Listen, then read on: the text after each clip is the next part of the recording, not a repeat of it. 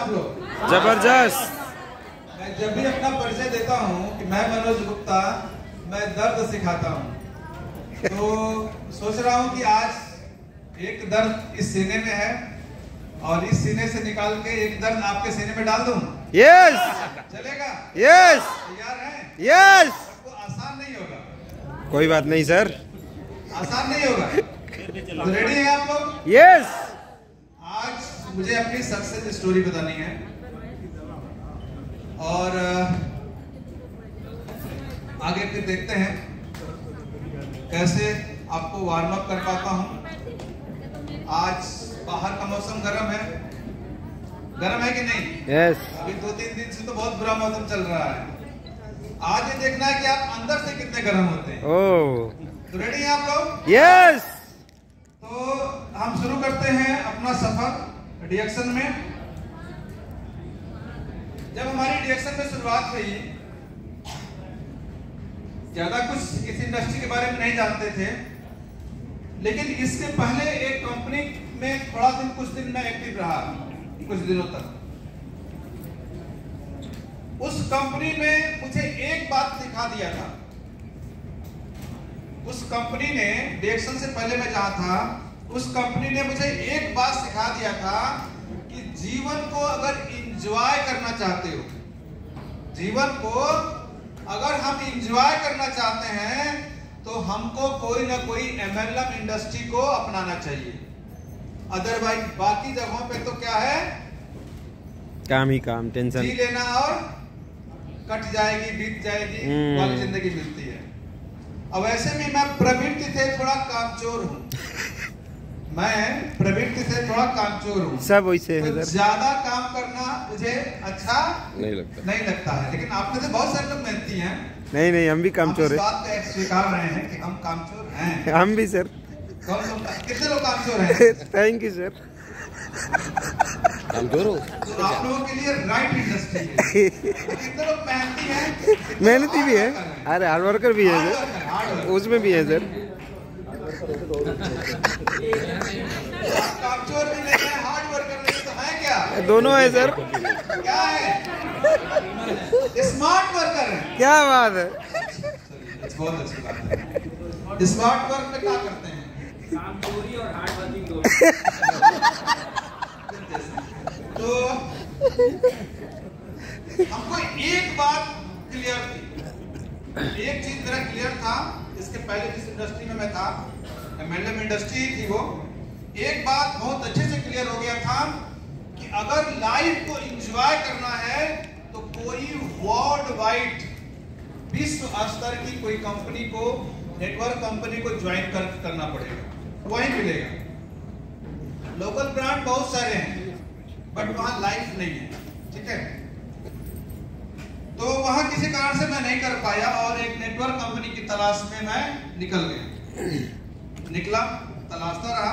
मेरे पास बहुत सारी कंपनियों के नाम लेके लोग आए, बताते थे, लेकिन नो नो नो नो करता रहा। और एक दिन फिर मेरे जो पिछली कंपनी के स्पॉन्सर थे वही यहाँ पर भी एक दिन मेरे घर आते हैं और वो बताते हैं, कहानी बताते हैं, रिएक्शन की बताते हैं। लेकिन उसमें एक चीज जो थोड़ा मेरे समझ में नहीं आती है वो ये आती है कि वो सज्जन ये कहते हैं कि देखो, मुझे, मेरी वाइफ को मिर्गी की प्रॉब्लम थी और इसी प्रोडक्ट से ठीक हुआ। एक औषधि दिखाते हैं गैनोडर्मा और बोलते हैं कि इसी से मेरी वाइफ की मिर्गी ठीक हुई।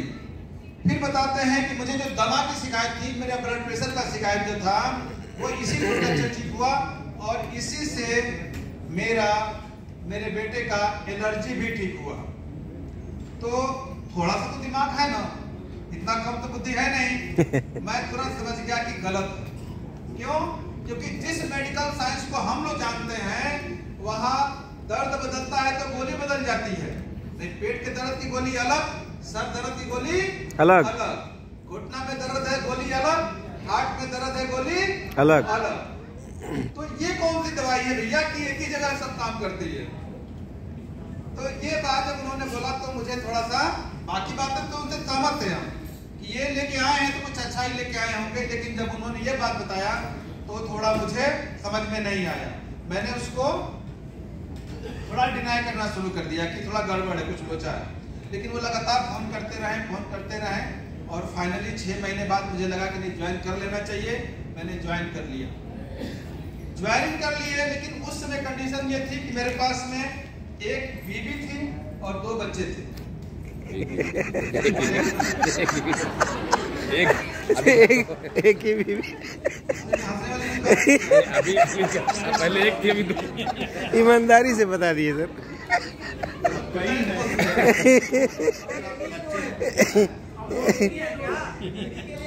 एक बीवी 2 बच्चा बोले हैं। हाँ सही है। अभी बढ़ गए।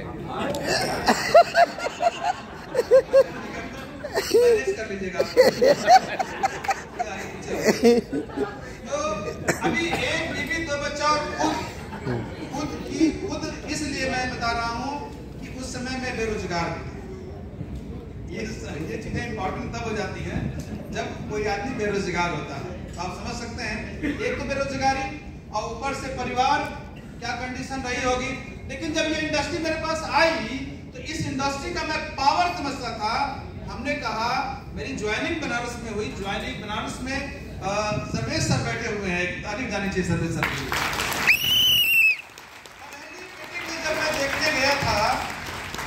पहली मीटिंग जब मैं देखने गया था तो सर जो है सर उस मीटिंग को ऑर्गेनाइज कर रहे थे और बड़ा अच्छा लगा। सर को देख के भी अच्छा लगा, मीटिंग देख के भी अच्छा लगा, और एक चीज और अच्छा लगा, वहाँ कॉफी पिलाई गई।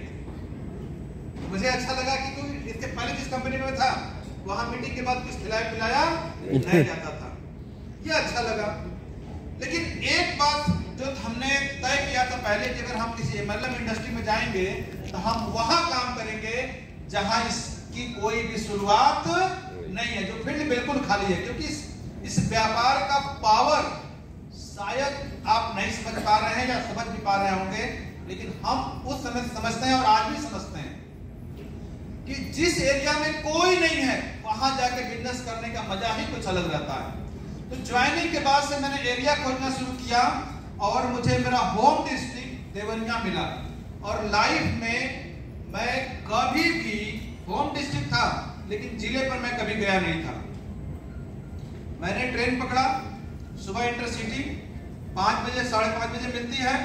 ट्रेन पकड़ने के बाद से मैं देवरिया गया, रेलवे स्टेशन पे उतरा और उतरने के बाद से मुझे लगा कि अब चलो बिजनेस स्टार्ट करते हैं। तो बिजनेस स्टार्ट करने के लिए कौन चाहिए? लोग चाहिए। और वहां एक आदमी भी हमारे परिचय का नहीं था। और मैंने एक और चीज तय किया था कि मैं देवरिया में बिजनेस करूंगा लेकिन अपने किसी रिश्तेदार को टच नहीं करूंगा। ठीक है, अब हम क्या करें? मैं रेलवे स्टेशन से बाहर निकला और मैं तलाशने लगा कि मैं किससे बात करूं, क्या बात करूं। बाएं साइड में SBI का ATM था और करीब 20-25 लोग उस लाइन में लगे हुए थे। और हम अपने गुरु को पैर छू के प्रणाम करते हैं। अजय श्रीवास्तव सर के लिए ताली होनी चाहिए। बड़ी अच्छी चीज सिखाई है, कोल्ड कॉल। उन्होंने एक बड़ी अच्छी चीज सिखाई है, कोल्ड कॉल। कोल्ड कॉल का मतलब ऐसे व्यक्ति से बात करना जिससे आपका परिचय नहीं है। पहले ATM में जाने पर बहुत लंबी लाइन लगती थी, बहुत टाइम लगता था। मुझे मिल गया, मुझे किससे बात करना है मिल गया। मैं ATM में गया, ATM की जो लाइन थी वहां खड़ा हो गया और खड़ा होने के बाद से अब एक आदमी मेरे आगे और कुछ देर बाद मेरे पीछे एक आदमी आने वाला था और आधे घंटे तक वो दोनों कहीं जाने वाले, हमको छोड़ के कहीं जाने वाले नहीं थे, क्योंकि आधे घंटे से पहले नंबर नहीं आता। अब हमने बताना शुरू किया, फेंकना शुरू किया। ठीक है, इसके बाद से हम कहीं भी जाते थे, लोग जहां बैठे रहते थे वहीं जाते थे। नहीं समझ में आता था, 4 लोग और कहीं खड़े हैं ना, तो मैं जाता था, नमस्ते करता था और उनसे पूछता था कि सर मेरे पास आपको बताने के लिए कुछ है, कहिए तो बताऊं, नहीं तो जाऊं। तो कुछ लोग कहते थे नहीं भैया आप जाइए, हम लोग कहीं और बिजी हैं, किसी और मुद्दे बात, बहुत सीरियस मुद्दे बात कर रहे हैं। तो नमस्ते करके निकल लेते थे। और नहीं तो कहते थे कि ठीक है बता लीजिए, तो अपनी बात हम बताते थे। फिर वहां पर मैंने एक रूम लिया, लेकिन कहानी इतने से नहीं हो जाती है। आप देवरिया से बनारस से लगभग 200 किलोमीटर पे देवरिया है। देवरिया जाना और सिर्फ शरीर लेके हो जाता है, कुछ खर्चे नहीं होते होंगे?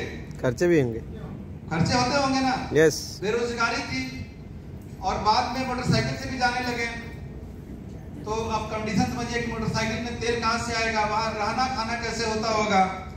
लेकिन एक चीज क्लियर था, देखिए जीवन में ना हमको हमारा लक्ष्य क्लियर होना चाहिए। हमको हमारा लक्ष्य क्लियर हो। लक्ष्य हमारा बहुत पहले से क्लियर है। लक्ष्य उस समय से हमारा क्लियर है जब हम पढ़ते थे स्कूल में, शादी ब्याह भी नहीं हुआ था, ठीक है। लक्ष्य क्लियर उस समय से हमने कर लिया था। टारगेट था मुझे जिस शहर में मैं रहूंगा उस शहर का सबसे अच्छा घर मेरा होना चाहिए और मैं किसी की नौकरी नहीं करूंगा, जब भी करूंगा अपना खुद का व्यापार करूंगा। ये सब सारी चीजें थी। छोटा उद्योग नहीं करूंगा, लिमिट मनी वाला पैसा वाला काम नहीं करूंगा और टाइम बाउंड वाला काम नहीं करूंगा। मुझे लाइफ में रिटायरमेंट पसंद नहीं है। ये सब सारी चीजें पहले से क्लियर थी। मिल गया डायरेक्शन, एमएलएम इंडस्ट्री मिल गई। अब करना था, शुरू कर देना था। अब जब मिल गया है, सब कुछ मिल गया है, तो अब करने में बहुत सारी दिक्कतें आने वाली हैं। इसको करने में बहुत सारी दिक्कतें आने वाली हैं और कोई जरूरी नहीं है कि मेरे साथ जो फाइनेंस वाली दिक्कत आई वही दिक्कत आपके साथ आने वाली है। ऐसा नहीं होगा। मेरे साथ प्रॉब्लम अलग थी, आपके साथ प्रॉब्लम अलग टाइप की आने वाली है, लेकिन प्रॉब्लम तो आएगी। अगर आप ये सोच के इस बिजनेस में आए हैं कि आपके साथ प्रॉब्लम नहीं आएगी, समस्या नहीं आएगा, तो आप गलत हैं। फिर संघर्ष का कोई मतलब नहीं निकलेगा, फिर आपको बड़ी सफलता मिलने वाली नहीं है। दिक्कत होती थी, मैं चला जाता था, शुरू में तो एक दो बार ट्रेन से गया, लेकिन ट्रेन से जाने के बाद दिक्कत यह होती थी कि हमको कहीं अगर जाना है, मार्केट में जाना है, लोगों से मिलना है, तो प्रॉब्लम होती थी। तो मैं क्या करता था, बाइक से जाने लगा। बनारस से 200 किलोमीटर बाइक से जाता था। इतना पैसा मेरे पास नहीं होता था उस समय कि हम कहीं होटल लेके रह सके, तो हम क्या करते थे, रेलवे स्टेशन पर पूरी रात बिताते थे। देवरिया रेलवे स्टेशन पर पूरी रात बिताते थे। और आज से 15 साल पहले अगर रेलवे स्टेशनों की अगर आप दशा देखेंगे तो पूरे शहर का सबसे ज्यादा मच्छर कहाँ पाए जाते थे? रेलवे स्टेशन पे। सबसे ज्यादा गंदा एरिया कौन होता था? Railway station. सब लोगों को है। तो क्या करते हैं, वहां पर सो भी नहीं सकते हैं, तो हम क्या करते थे कि वेटिंग रूम होता है, वेटिंग रूम में जाते थे और चद्दर से पूरा अपने आप को कवर कर लेते थे। चद्दर से पूरा अपने आप कवर कर लेते थे। स्टैंड में मोटरसाइकिल जमा कर देते थे, सोते थे वही उसी में 2 घंटा 3 घंटा बैठे बैठे सोते थे और फिर लग जाता। वो पता नहीं वो संघर्ष का समय कितना था कि 3 चीज उस समय मेरे पास नहीं थी, बाकी सब था। जितनी दुनिया की प्रॉब्लम हो सकती है वो सारी प्रॉब्लम थी 3 को छोड़ के। ना उस समय मेरे पास भूख थी, ना नींद थी, ना थकान थी। ये तीनों थी ही नहीं। पता नहीं कहां चली गई थी, थकते ही नहीं थे। कभी कभी तो ऐसा भी हुआ कि पूरा दिन काम करते थे, पूरी रात गाड़ी चला के बनारस चले आते थे, ऐसा भी होता था। तो वो रहा, ऐसे ही चलता रहा। कुछ लोगों से बातचीत हुई, होते होते 1-2 लोग मिले, उनसे कहानी बढ़ने लगी। बढ़ते बढ़ते बढ़ते बढ़ते कुछ पीबी भी आने लगा, व्यापार भी आने लगा। डॉक्टर विप्लव भद्रा के लिए एक ट्रेनिंग ताली होनी चाहिए हमारे। पहली मीटिंग देवरिया में कुछ लोगों को मैंने इकट्ठा किया और पहली मीटिंग करने के लिए डॉक्टर भद्रा जो है आए थे। अजीत सर शायद जुगाड़ लगाए होंगे, वो इधर आए थे तो देवरिया के लिए कुल 14 लोग इकट्ठा किया था हमने और एक रामा करके हमारे शुरुआती मित्र हुआ करते थे देवरिया में। 14 लोगों को हम लोगों ने बुलाया था। रेस्टोरेंट का एक छोटा सा कोना हम लोगों को मिला था कि इसमें आप मीटिंग कर लीजिएगा, 1200 रुपये हमको दे दीजिएगा। 12 लोग थे, हमने कहा ठीक है दे देंगे। मीटिंग पूरी खत्म होने से पहले उस 14 में से 14 टोटल लोग थे, मतलब हमको, भद्रा जी को, रामा जी को और सबको मिला के 10 लोग जा चुके थे। बचा कौन था? हम बच गए, भद्रा जी बच गए, रामा जो एक थे वो बच गए, और रामा को एक आदमी मोटरसाइकिल से चला के लेके आया था, क्योंकि रामा को गाड़ी चलाना नहीं आता था, वो बच गया। सिर्फ 4 लोग बचे। मीटिंग खत्म होते हो, मतलब वो मीटिंग कहिए तो पूरी तरह से हाँ जो भी रहा हो, बिल कहिए, पास कहिए, ऐसा ही रहा। ठीक है, हुआ, भागते रहे, दौड़ते रहे। प्रोडक्ट की बहुत किल्लत थी, प्रोडक्ट देवरिया मिलता नहीं था, हमको भाग के जाना पड़ता था लखनऊ, गोरखपुर, ठीक है। और कई बार तो एक बार तो एक 30 का आरजीजीएल, 30 कैप्सूल वाला आरजीजीएल हमको किसी को देना था, तो हमने देवरिया से लगभग 60 किलोमीटर दूरी पर स्टॉकिस्ट गोरखपुर था, हमने फोन किया तो उन्होंने बोला कि सर है, आ जाइए। और जब मैं उनके पास पहुंचा ट्रेन से, तो वो बोले कि ऐसा है सर कि अभी थोड़ी देर पहले एक आदमी लेके चला गया। तो हम क्या कर सकते हैं भाई, कोई अगले को तो बेचना ही है ना। तो हम वहां से ट्रेन पकड़ते हैं लगभग 150 किलोमीटर दूसरी जगह सिवान, और वहां जाते हैं, आरजी लेते हैं, और नेक्स्ट डे 10 बजे पहुंचते हैं।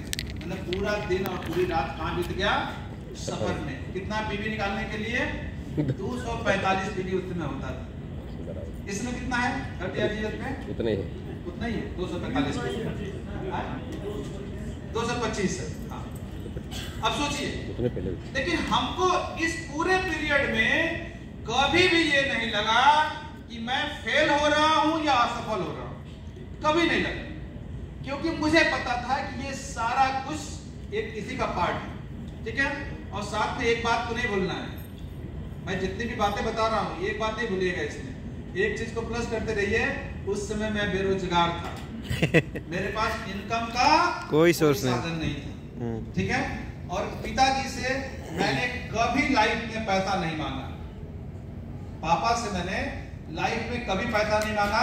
कभी पॉकेट खर्चा भी अगर मैंने मांगा होगा तो अपनी माता जी से मांगा होगा, और माता जी के पास कितना पैसे का बजट होता है आप लोगों को पता होगा, कितना दे सकती हैं वो, यही ना, 100 रुपए दे सकती हैं, 200 दे सकती हैं, 500 का कभी बहुत हुआ होगा तो 500 का नोट कभी एक बार दिया होगा। ठीक है, ये सब कुछ चलता रहा।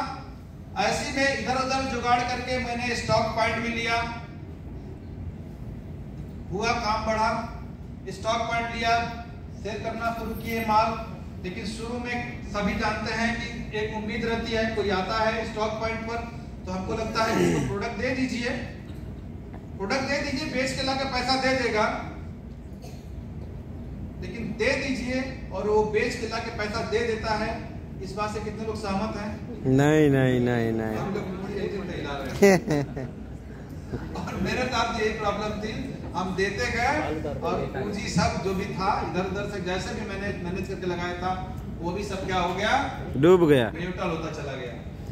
एक दिन की घटना आपको बताना बहुत जरूरी है, एक दिन की घटना बताना आपको बहुत ज्यादा जरूरी है। ये घटना उस पीरियड में मैंने किसी को नहीं बताया, और यहाँ बताने से पहले सिर्फ एक बार या 2 बार इसकी मैंने जिक्र किया है कभी भी, और वो भी इस घटना को बताने के लिए मैंने बहुत समय लिया, कम से कम 4 या 5 साल बाद लोगों को मैंने वो घटना बताया होगा, या 10 साल बाद मैंने बताया नहीं, लेकिन यहाँ आज उस घटना का जिक्र करना चाहेंगे। एक बार क्या हुआ, वो संघर्ष के पीरियड में ये बात आपको बताना इसलिए जरूरी है कि आप में से ज्यादातर लोगों के साथ यही दौर चल रहा है, आप भी पैसे से बहुत ज्यादा परेशान है, और ये बात मुझे पता है।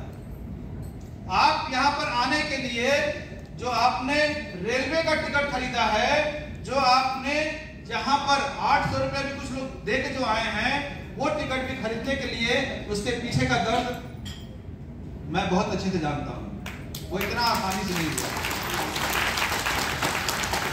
ठीक है, इसलिए उस घटना को भी बता देना बहुत ज्यादा जरूरी है आज। इसके पहले मैंने कभी मीटिंग में भी उस घटना का जिक्र नहीं किया। एक बार कैसे मैनेज करके उस समय डीडी बनता था, 20,000 का डीडी बनता था, डीडी बना के हम लोग नोएडा ऑर्डर लगाते थे, डीडी पहुंचती थी, फिर वहां से ऑर्डर निकलता था। ठीक है, और माल आने में 4 दिन 5 दिन भी कई बार लगता था। मैंने डीडी बनाया और भेजा, मैंने कंपनी से रिक्वेस्ट किया कि और ऑर्डर फैक्स किया, साथ में डीडी की फोटोकॉपी फैक्स किया। उन्होंने कहा कि ठीक है कल सर आपका माल निकल जाएगा, और नोएडा से माल निकलने में तीसरे दिन मिल जाता था हम लोग का माल, यानी एक दिन गैप करके। और कल अगर निकलेगा, अब हुआ क्या कि उस डीडी को बना के भेजने के बाद से मेरे पॉकेट में न्यूट्रल था, कुछ भी नहीं था, यानी कि 10 रुपए का नोट भी नहीं था। ठीक है, वो दिन भी था जिस दिन मैंने फैक्स किया। फिर अगला दिन भी था, पॉकेट में पैसा नहीं है तो आप क्या कुछ खा सकते हैं। और संजोग ये था कि उस समय मुझे सिर्फ एक ही डिश बनाता हूँ, कभी आइएगा सबको बना खिला दूंगा, ठीक है पक्का। तहरी, कितना लोग जानते हैं तहरी बनाना? बहुत सारे लोग जानते हैं बिरयानी ना बनाने आता था, खिचड़ी। ठीक है। और तहरी बनाने के लिए सब्जियां लगेंगी, चावल लगेगा, ठीक है। और उस समय मेरे पास ना सब्जी था ना चावल था, ठीक है। हाँ, रिएक्शन के लोगों को बनाने के लिए मेरे पास में चीनी, पिलाने के लिए चीनी और चाय पत्ती था। वो दिन भी था मेरा चीनी चाय पत्ती पे, चीनी चाय पे। फिर नेक्स्ट डे दूसरा दिन भी था, तीसरा दिन भी था चीनी और चाय पे। और उसके बाद नेक्स्ट डे, उसके चौथे दिन जब आया माल मिला, यानी 2 दिन गैप करके माल मिलता था हम लोगों को। तो जब माल मिला तो अच्छा, उस समय लोग समझदार होते हैं, लोग फोन कर लेते हैं पहले कि सर माल है, और जब आपके पास माल नहीं रहेगा तो कोई आएगा नहीं आएगा, पैसा देगा आपको? नहीं देगा। तो चौथे दिन जब माल आया तो उस दिन शाम को जाके मुझे भोजन मिला, यानी कि आप कहिए क्या 2 या 3 दिन गैप करके मुझे भोजन मिला था। लेकिन पता है ये मुझे कभी भी बुरा नहीं लगा, और ये 3 दिन जो खाना नहीं मिला ना, उस समय तो ये मतलब एकदम सिंपल सा प्रोसेस लगा था। आज लगता है कि यार कितना बड़ा मैंने त्याग किया था। लगता है इस बार लेकिन उसके पीछे की एक कहानी, एक वजह आपको और समझना पड़ेगा कि जिस समय की ये घटना है, उस महीने की मेरे पापा की जो सैलरी थी वो 85,000 थी। जिस महीने की ये घटना है, उस महीने मेरे पापा की जो सैलरी थी वो 85,000 थी। और जानिए कि वहां से, जहां मैं रहता हूं, वहां से मात्र 20 किलोमीटर दूरी पर मेरी ससुराल है, और 20 किलोमीटर दूरी पर मेरी 2 बहनें रहती हैं, ठीक है। वहां से 15 किलोमीटर दूरी पर मेरी बुआ रहती हैं, ठीक है। यानी कि ढेर सारे रिश्तेदार हमारे अगल बगल में हैं। क्या मैं उनके यहाँ नहीं जा सकता था? जा सकते थे। मैं जा सकता था कि नहीं उनके यहाँ? जा सकते थे, मैं जा सकता था। फोन का जमाना था, फोन करके पैसा मंगा सकता था और नहीं कुछ कर सकता था। तो चूंकि हमारे बाबूजी रेलवे में ड्राइवर थे, ट्रेन पर बैठता बिना टिकट, टीटी आता तो कह देता हमारे बाबूजी से बतिया लीजिए, मेरे पापा ड्राइवर हैं, वो छोड़ देता। मैं बनारस जाता, खाना मिलता कि नहीं मिलता? मिल जाता कि नहीं मिल जाता। लेकिन हम नहीं गए। क्यों नहीं गए? अगर चले गए होते तो आज ये कहानी बताने के लिए यहाँ खड़े। सही बात। यही गलती हम लोगों से होती है कि जीवन में जब भी हमारा संघर्ष हमें आजमाने की कोशिश करता है, हम तुरंत कोई ना कोई डाल पकड़ लेते हैं, किसी न किसी का सहारा ले लेते हैं और असफल लोगों में अपना नाम लिखवा लेते हैं। सही बात। यस। हमारी असफलता का एक बहुत बड़ा कारण जहां भी छुपा हुआ है, जो बार बार हम लोगों की मदद लेते हैं। हमने एक चीज और किया। बनारस और हमारे गुरु की बीच की दूरी थी 120 किलोमीटर। बनारस और इलाहाबाद की दूरी थी 120 किलोमीटर। उसको बढ़ा के मैंने 320 किलोमीटर कर दिया। कि अपलाइन भी दूर रहना चाहिए। नहीं समझना है? अपलाइन भी दूर रहना चाहिए, नहीं तो बार बार आप अपलाइन से समझ में आया? यस। ये भी एक कमजोर कड़ी बन जाती है। ये भी, हाँ, कभी भी मैंने अपने अपलाइन से सवालों के जवाब फोन पे नहीं लिए। जब भी मेरे पास सवाल उठते थे, मैं पूछता था कि सर मुझे आपसे मिलना है, कुछ बात पूछनी है, कुछ जानकारी लेना है, सर क्या करें, कब आए, कल आए कि परसों आए? तो वो अपने हिसाब से, चूंकि वो नौकरी करते थे, वो बताते थे कि इस दिन मेरी छुट्टी रहेगी, इस दिन आ जाओ। रात को 12 बजे चौरी चौरा पकड़ते थे देवरिया से, 8 बजे 9 बजे तक पहुंचते थे, उनके साथ बैठते थे, अपने सवालों के जवाब लेते थे और फिर वहां से निकल के देवरिया चले जाते थे। ज्यादातर गलती हमें एक जगह और करते हैं कि हम अपलाइन से तो अपेक्षा बहुत करते हैं, लेकिन सवालों के जवाब हम आमने सामने जाके लेना पसंद नहीं करते हैं, क्योंकि टाइम खर्चा हो जाएगा, पैसा खर्चा हो जाएगा, पूरी जिंदगी दोस्त खर्चा हो जाएगी, कुछ हासिल नहीं होगा अगर आप एजुकेशन पर खर्चा नहीं करेंगे। सही बात। पूरी जिंदगी खर्च हो जाने वाली है, आपका शरीर भी खर्च हो जाएगा, सब खर्च हो जाएगा, कुछ बचने वाला नहीं है। अगर इसको बचा के रखना चाहते हैं, इसका मल्टीपल यूज करना चाहते हैं, तो अपने एजुकेशन पर खर्च करना सीखिए, बहुत जरूरी है। करते रहें, धीरे धीरे बढ़ता रहा, व्यापार बढ़ता रहा, बहुत सारी प्रॉब्लम्स आई। कितनी बार ऐसा हुआ, कितनी बार, एक दो बार नहीं, कितनी बार ऐसा हुआ देवरिया में वर्किंग पीरियड में मैं शून्य पे आके ठहरा, शून्य पे आ गया, स्टॉक भी नील, पैसा भी नहीं है, ऑर्डर भी नहीं सकता, कैसे क्या करें? लेकिन दिमाग में कभी नकारात्मकता नहीं आई, दिमाग में कभी भी नकारात्मक नहीं लाना है, और होता रहा। और आज जिस देवरिया की पहले महीने की सेल सिर्फ 24,000 थी, स्टॉक पॉइंट मैंने लिया था, पहले महीने में 24,000 मैंने सेल दिया था, उस देवरिया की आज जो सेल है वो है 1.25 करोड़ रुपए की। ये 1.25 करोड़ नहीं है, ये 1.25 करोड़ ही नहीं है। किसी दिन इसी मंच से हम आपको बताएंगे कि देवरिया की सेल 100 करोड़ हो गई है, 100 करोड़ का कार्य लेके चल रहे हैं और करके दिखाएंगे। अरे उस समय तो अकेले थे, उस समय तो अकेले थे, संघर्ष भी अकेला था, पॉकेट भी शून्य था। आज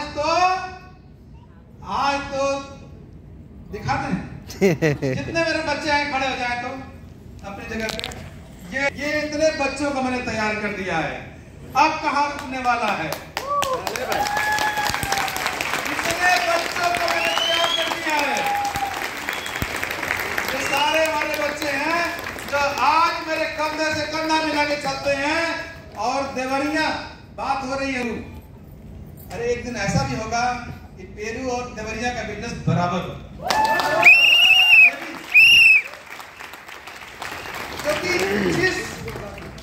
जिस जुनून से, बैठ जाइए, जिस जुनून से, जिस जज्बात से, जिस तरीके से इन बच्चों को हम तैयार कर रहे हैं ना, एक एक हमारा शुरू से यही रहा है, हमारा शुरू से यही रहा है कि डीएक्सएल में अपने डिस्ट्रीब्यूटर को इस योग्य तैयार कर दीजिए कि जहां वो रहे, जिस शहर में भी रहे, वहां उसी का झंडा दिखाई पड़ना चाहिए। और ये हो रहा है, और ये हो रहा है। एक बात को समझने की जरूरत है, हम ये कतई नहीं करने वाले हैं, या हम ये बिल्कुल इस बात पे फोकस नहीं कर रहे हैं और न कहना चाहते हैं कि आप मेहनती नहीं हैं या आप सही काम नहीं कर रहे हैं। ऐसा नहीं है, आप सही हैं, आप काम भी सही कर रहे हैं। अगर आप में दम नहीं होता तो आज यहां नहीं बैठे होते। आपके अंदर दम है, आपके अंदर क्वालिटी है, तब यहां तक चल के आ गए हैं। बस अगर कुछ कमी होगी ना, कुछ गलती होगी, कुछ प्रॉब्लम होगी, तो सिर्फ एक ही जगह होगी और वो ये होगी कि कहीं आप बैक फुट पर मत चले जाइएगा। जब जिंदगी डराएगी, सिस्टम डराएगा, भूखे रखेगा, मार पड़ेगी, परिस्थितियां विपरीत हो जाएंगी, ये मत सोचिए कि मनोज गुप्ता 3 दिन भूखे रहे, हम 4 दिन भूखे रह जाएंगे। अरे ये वाली प्रॉब्लम आपके साथ नहीं आएगी, आपके साथ अलग तरह की प्रॉब्लम आएगी, आपके साथ अलग तरह की प्रॉब्लम आएगी। वो कुछ भी होगी, कुछ भी होगी, उसका कोई नाम होगा, कोई स्वरूप होगा, कोई रूप होगा, कोई प्रकार होगा, लेकिन उसका मकसद सिर्फ एक ही होगा कि इस बिजनेस को आप छोड़ के बैक फुट पे चले जाइए। जाएंगे? नो। कुछ भी हो जाए, नो। कुछ भी हो जाए, नो। जाएंगे? नो। क्योंकि इतनी आसान है, सबको आजमाने के लिए अलग अलग परिस्थिति आने वाली है, और आप नहीं जाएंगे। अगर आप नहीं गए, बैक फुट पे नहीं गए, तो आप यकीन मानिए, आप विश्वास करिए, एक दिन यही शख्स, यही मंच से आप अपनी सक्सेस स्टोरी बता रहे होंगे और हजारों लोगों की जिंदगी बदल देंगे। समस्या लाइफ में कुछ है ही नहीं, हमने समस्या बना के रखा है। हमने अपने फोकस को कहां लगा के रखा है? हमने अपने फोकस को कहां लगा रखा है? हमने तो अपने फोकस को संसारिकता में लगा के रखा है। अरे अगर जिस दिन हमारा फोकस हमारे व्यापार पे हो जाएगा, हमारे लक्ष्य पे हो जाएगा, कोई दुनिया की ताकत आपको रोक नहीं सकती है सफल होने से। आज एक जमाना था जब कभी 10 का नोट मेरे पॉकेट में नहीं हुआ करता था। आज पर डे की मेरी इनकम है 11,600 रुपए। 11,600 रुपया मैंने रखता है। लोग 5-5 हजार रुपए स्कूल में पढ़ाते हैं। और देखिए देवरिया डिएक्शन का एक पावर, छोटा सा पावर दिखा दें। यस। 26 महीने में मिलेनियर दिखा दें। 26 महीने में 26 महीने में मिलेनियर देखना चाहेंगे आप? यस। कमलेश मौर्य खड़े हो जाओ। 26 महीने में मिलेनियर, क्या बात है।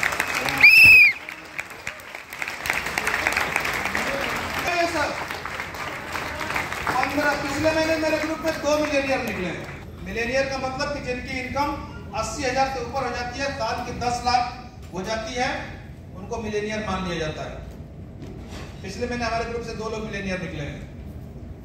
और एक महीने में आने वाले समय में हर महीने 2-2, 4-4, 10-10, 20-20 मिलेनियर निकल जाएंगे। तो अब काम हो रहा है। हमने बताया ना कि अभी तक हम अकेले थे, और अब हमारे पास में क्या है? टीम है, नेटवर्क है। अब हमारे पास क्या है? नेटवर्क हो चुका है। जिस नेटवर्क करने से दुनिया डरती है, वही नेटवर्क करने वाले संसार में क्या होते हैं?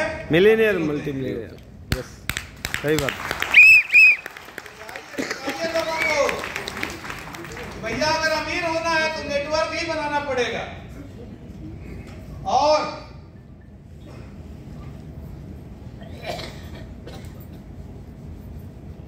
एक्चुअल में थोड़ा आपके सीने में एक दर्द डाल दें? जरूर सर, डाल दें? जरूर। बिना दर्द के तो नहीं होगा। डाल दें? यस। कितने लोग यहाँ पे इस हॉल में बैठे हुए हैं जिनकी बच्चियां हैं, जिनकी बेटियां हैं? चलिए आप बताइए कि क्या अपनी बेटियों की शादी अपनी स्टेटस वाले व्यक्ति से करना चाहेंगे? नहीं। सवाल नहीं समझ में आया? क्या अपनी बेटियों की शादी अपने स्टेटस वाले व्यक्ति से करना चाहेंगे? महिलाएं, बेटियां हैं, हस्बैंड जैसा दामाद चाहिए? नहीं। नहीं चाहिए? नहीं चाहिए। अरे तो कैसे होगा? आने वाला तो वही है, क्योंकि शादी लड़के लड़कों की नहीं होती है। अगर आप सोचते हैं कि शादी लड़के लड़कों की होती है तो आप गलत सोचते हैं। शादी हैसियत की होती है। सही बात। शादी हैसियत की होती है। शादी में लड़का लड़की नहीं देखा जाता है, दहेज देखा जाता है। अगर आपके पास दहेज है तो जैसा चाहे वैसा लड़का मिल जाएगा, चाहे आप किसी भी बिरादरी के हों। और दहेज नहीं है तो हस्बैंडवा जिंदाबाद है कि नहीं? इस सिनारियो को बदलना है, बदलना चाहते हैं? अगर इस सिनारियो को बदलना चाहते हैं तो सिर्फ एक ही काम करना पड़ेगा। रिएक्शन ने अपना दरवाजा खोल दिया है, कोई कैपिंग नहीं लगाई है। रिएक्शन में कोई कैपिंग नहीं है, कहीं कोई रुकावट नहीं है। आप 3 लाख कमाएंगे, आप 3 लाख का पीवी देंगे, कंपनी आपको 3 लाख देगी। 10 लाख रुपए के लिए अगर आप पीवी देंगे तो 10 लाख भी देगी। यस। एक टारगेट बना लीजिए, कम से कम 3 लाख रुपए महीने का बना सकते हैं। यस। 3 लाख रुपए महीने का। यस। क्योंकि इससे कम में गुजारा होने वाला नहीं है। नहीं है। लगा दीजिए पूरी ताकत। और अब आप अकेले नहीं है। कितने लोग महीने का 3 लाख कमाना चाहते हैं? यस। कितना लोग महीने का 3 लाख कमाना चाहते हैं? चाहते हैं सर। चलिए हम वादा करते हैं आपसे कि आपके इस 3 लाख कमाने में हमसे जो मदद होगा हम करने को तैयार है। बस हमारी बेटियां अच्छे घरों में जानी चाहिए। इसी के साथ आप तो स्वस्थ रहिए, मस्त रहिए, धनवान बनिए और विजेता बनिए। Thank you.